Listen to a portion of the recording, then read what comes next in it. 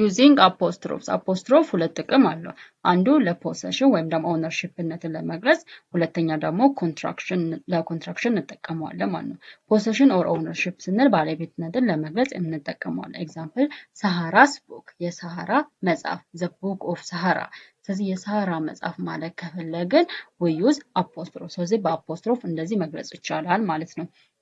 And the second is for contraction. It combines words. ስለዚህ ሁለት ወርዶችን በመቀላቀል ኮምባይን በማድረግ ኮንትራክት ለማድረግም አፖስትሮፍ እንጠቀማለን ኤግዛምፕል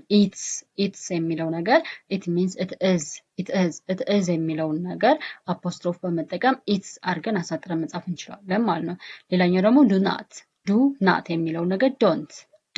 ስለዚህ don't ብለን አሳጥረን do not የሚለውን don't ብለን አሳጥረን መጻፍም እንችላለን በአፖስትሮፍ ማለት ነው so no apostrophe for plural nouns ለፕሉራል ናውኖች አፖስትሮፍ አንጠቀምም